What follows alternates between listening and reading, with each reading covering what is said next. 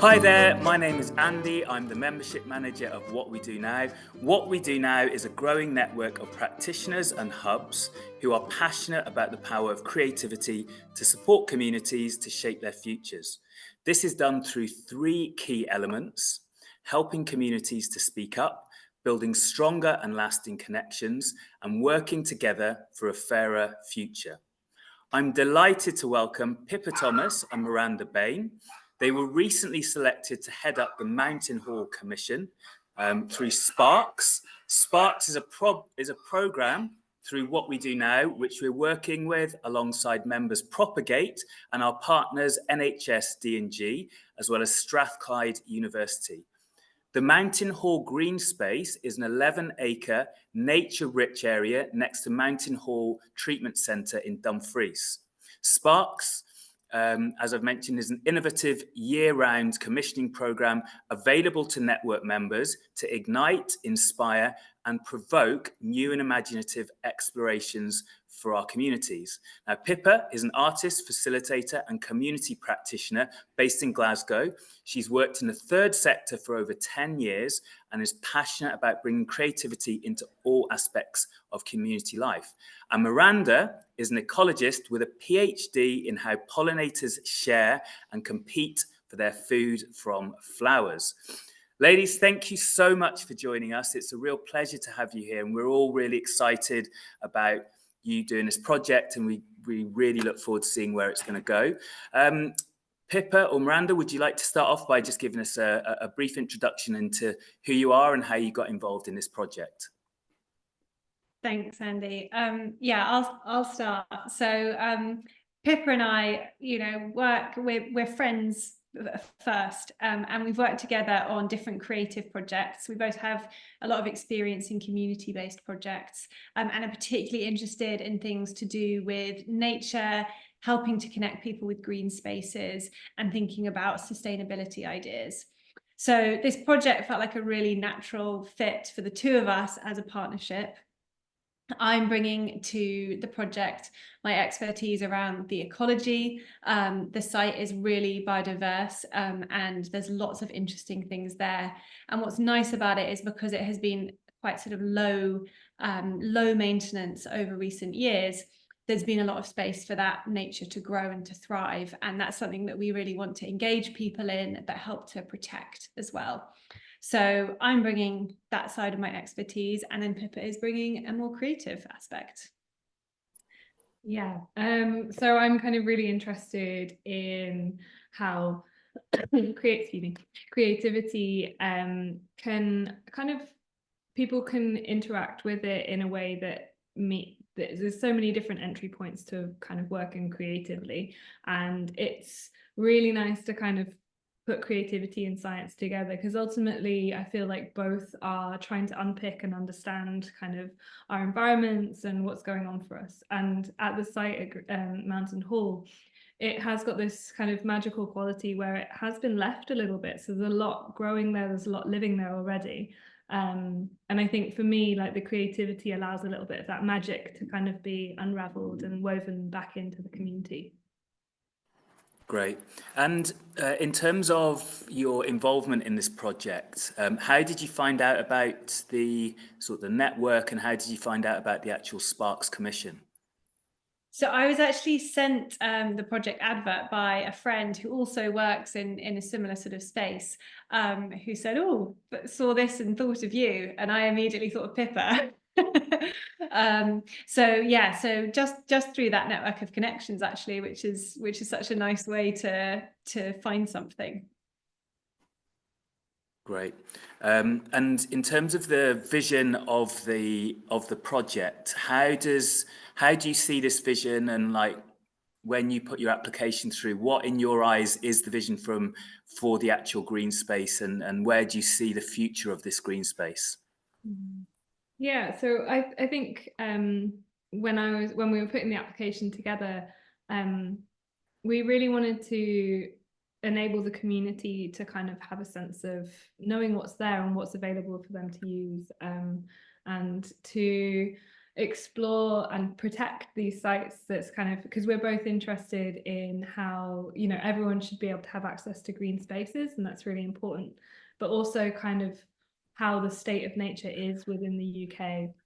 And for me, from the creative perspective, like I'm very interested in, as a maker, what that means in our current climate kind of crisis, and how we can contribute to positive impacts rather than kind of maybe some kind of how we can make things and bring things to people that benefit communities. Mm-hmm. Definitely. And that idea of the community being at the center of this is really core. Pippa and I are here as facilitators and to provide our expertise.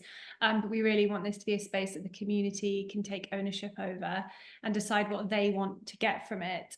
There's lots of research that shows people's time spent in nature and being in a green space is incredibly important in terms of mental health and physical well-being, and given that the site is an NHS site and right next to a hospital, it feels very appropriate to be thinking about those ideas and how that site could be a place of healing and a place of restoration for people, as well as the nature which is at the site.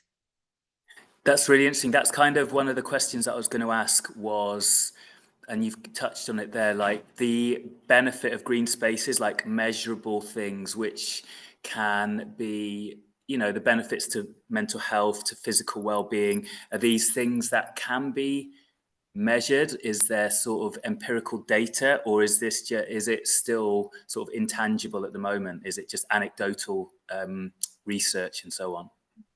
I mean, there's a huge body of research about this in this particular area, which is really fascinating. You can look at actual kind of physical measurements of health and well-being. So even looking at things like people's heart rate, their blood pressure, when they're outside and when they're doing an activity outside.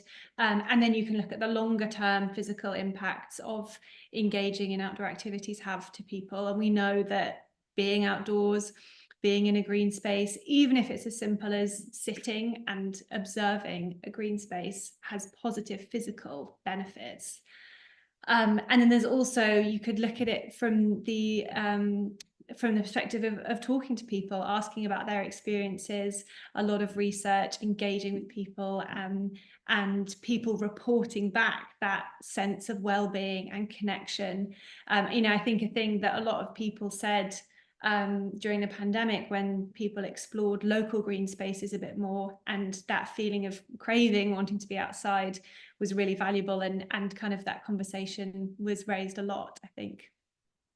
Yeah, I noticed that during the pandemic. I lived in the city, and I had a park that I used to go to all the time, and it was always lots of space. And then all of a sudden, all these people appeared that were never there, and I was kind of like a bit like, this is my green space. But I think one of the great things in Dumfries and Galloway is there's more than enough for everyone here. But yeah, the benefits are, you know, you can feel them in yourself, but it's great that there are measurable benefits. And I think obviously that must help with things like funding and getting applications through and so on, if you can actually prove and show tangible results, I guess. Sorry, Pippa, you were going to say something? No, I was just saying, like, it's something like, obviously Miranda and I are both from England and, well, islands, but you know, we didn't grow up with rights to roam, and that's an amazing thing up in Scotland. That is, so that's also something that is really important to the project, is like we really want to let the local community of, you know, everyone who lives in this area to know that this site is for them, and that it is a resource that they can use, and as well for, like, you know, obviously everyone at the hospital, that knowing that that site is also for them as well, because it's something that's amazing. Even, you know, people within the project that we're working with, they're kind of like, oh yeah, like all NHS sites, we can use all of them, like they're open to everyone. But it's kind of, it takes a little bit of thinking to kind of be like, oh yeah, I can use that space. Yeah, definitely. You've touched on this already in terms of community involvement, and it's one of the key aspects of what we do now does, and one of the probably more difficult things, I guess. So how do you guys plan on engaging with the local community, and what role will they be playing in the shaping of this project? So we're setting up a steering group, which is made up of local community members, and that's Yeah. kind of, we're starting to build that up at the moment, and that will be a group that once we step away will kind of run the community kind of use of the space. And we're also going to be running some events which will be advertised shortly, so keep an eye out. We'll go through all our contact channels in a bit, but yeah, so there'll be kind of spaces where hopefully more and more people can kind of come and meet us and share their ideas and their desires and wants and needs, and also through creative workshops and ecological kind of workshops be able to engage in the site, and yeah, kind of learn a little bit more about it. And I think we're lucky that there was a previous consultation about this site in the spring last year. So there are already quite a few local community groups and people who have been involved. And so we're working with them, reaching out to them and inviting anyone else who's interested to get involved. So local people or local organisations or community groups who are interested in finding out more or have something that they'd like to contribute to this are all welcome. Great, that's great. And as you said, we'll share the details and how people can get involved. You mentioned the previous sort of consultation that's gone on around this project. Have you had a chance to look at any of the ideas or input there, or have you received any so far in what you've done? Yeah, so the previous consultation really looked at what people thought about the site and what they wanted to see at the site, and kind of produced, there's a report that you can view through the Propagate website, which summarizes that, but just a wealth of ideas and information that people were bringing to that. And the key things that we're building on from that previous work is the idea around people being able to use the space. So going out, perhaps just walking, perhaps sitting, perhaps running their own community events there, and also protecting and enhancing the existing ecology. So that was a really key message that came through, that people didn't want to see the site re-landscaped or, you know, to really make the most of what's already there, because it is very beautiful. And so those are two key themes that we're focusing on. Great. One of the things that I find most interesting about you two is to have an artist and a scientist on the same project. I am a very firm believer that, you know, you can't just rely on like science, you can't just rely on creativity. It does need that combination. And I think when I spoke to you at the end of last year, it was just really, really inspiring to hear how your two very contrasting outlooks and so on complement each other. So I just wondered how, you know, are you able to put into words like how your two different perspectives and approaches actually complement each other, specifically in this project, but maybe in general through your friendship and so on? I mean, it's such a great point to raise, Andy. I think for me and for Pippa as well, that, you know, arts and sciences are actually so similar. We kind of pit them against each other as these opposite subjects, and, you know, at school you sort of have to pick one or the other, but actually they both come from a place of learning, exploring, of thinking creatively, coming up with new ideas. And so a lot of the things that we do, although our kind of day-to-day work is very different on paper, we're thinking in the same way and we're exploring the world in the same way. And I think that is like such a fundamental thing that ties us together. And the sort of what we both personally believe in and what we want to do in order to kind of help the environment, to help people to make better choices. I think that's such a key link with it all. So that really connects us. Yeah, and it kind of, our kind of connection in more of a working sense, rather than when it moved more into that from friendship, it's just from a place of curiosity for both of us, and kind of wanting to understand like how we think about things. And it kind of, I came from a place of a material investigation and wanted advice from Miranda, and it's kind of all kind of stemmed from there, of this kind of, yeah, again, like this, it's curiosity, there's a sensitivity, I think, as well, is like, and understanding. I think there's something that I really appreciate in our conversations often, is that like there's not, you can't be black and white with any of this stuff. And I think it's really nice that our relationship with the arts and the sciences is kind of, both of us, I think, are really interested in those grey bits that you can't kind of put them in any particular place. And like, you know, when you get a moment where you're like, oh, that doesn't sit comfortably with me, or like I don't understand why that's happening, and that's when it's like, yes, I want to know more, and I want to understand, and I want to try and like and for me often it's from like a very emotional place, and I think it is for you as well, but there's also kind of that you're probably a little bit more systematic than that. Yeah, I think curiosity is like the key word in all of that both of, you know, being creative and being scientific is all about curiosity and channeling that into something.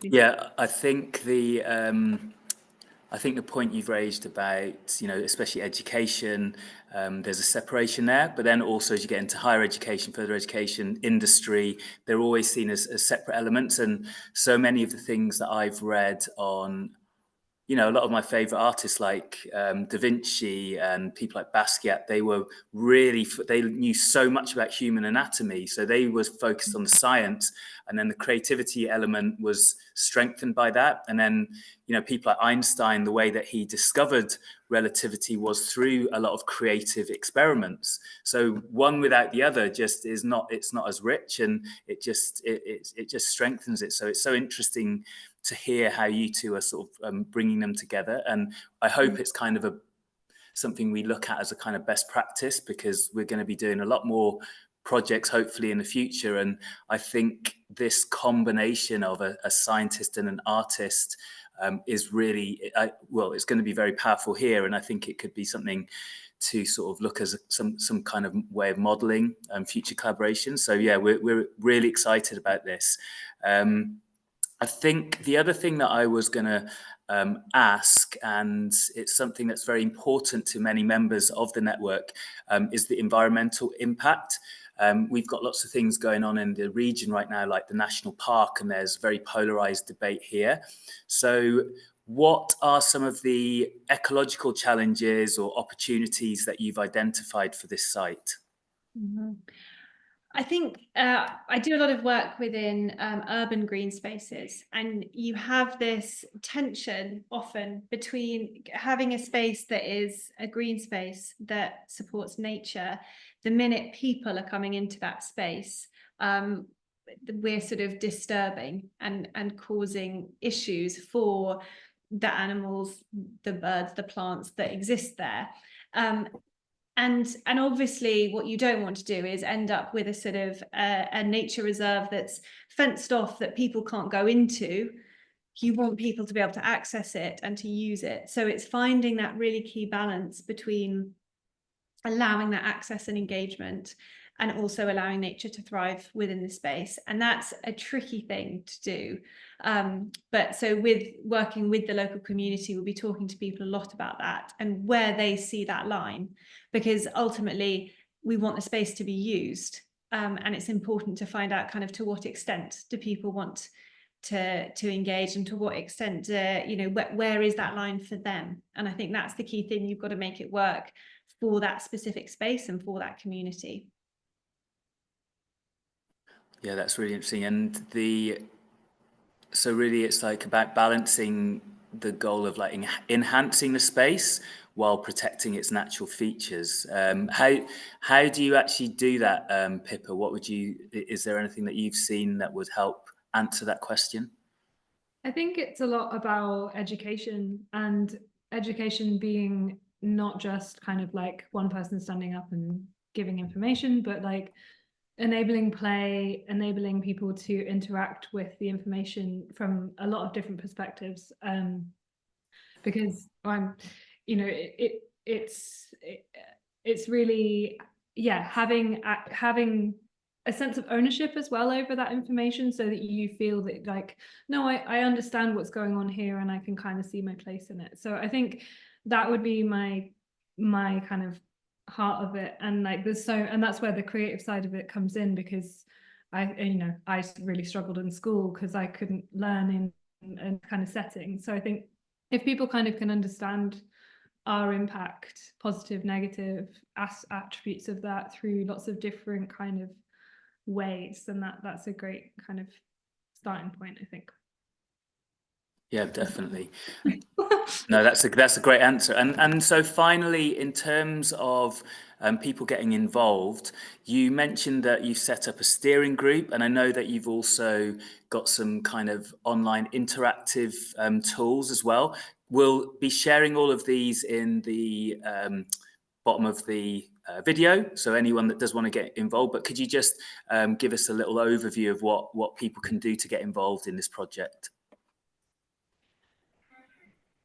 Yeah, we've got a Facebook group, the Mountainhall Community Green Space group, and so people can join through that group and find out what we're doing and share photos and updates there. We also have a Padlet, which is like an online notebook that people can contribute to. You can do that kind of anonymously. You don't have to have an account or anything. And we have a sign up link for our kind of mailing list, so we can share that so people can sign up to get more information. The steering group is still in formation, so if anyone's interested in being involved in that, they can let us know. And I think also, you know, a key way to get in touch would be to reach out to Propagate. They have an email address, and you can contact Propagate and would be put through to speak directly to us. And it's also on the Propagate website as well, that there's like links about what we're doing. Wonderful. I will share all of that at the foot of the video. I'd just like to thank you both, Pippa and Miranda, for your time and for all the amazing work that you're doing and that you're going to continue doing. When does the project run until? When does this commission run until? So our involvement is up until about April, but then we'll be handing over to the steering group and to the community. So it'll be a much longer term project after we've left. Great. Well, again, thank you so much for your time. I know you've got a busy day ahead down at the Stove in Dumfries, so I will thank you. And for those of you who would like to find out more about this project, as well as a lot of the other amazing work that we're doing at What We Do Now, if you go to www.whatwedownow.scot, that's www.whatwedownow.scot. Pippa and Miranda, thank you. Thank you. Thanks, Andy. Bye. Bye. Bye.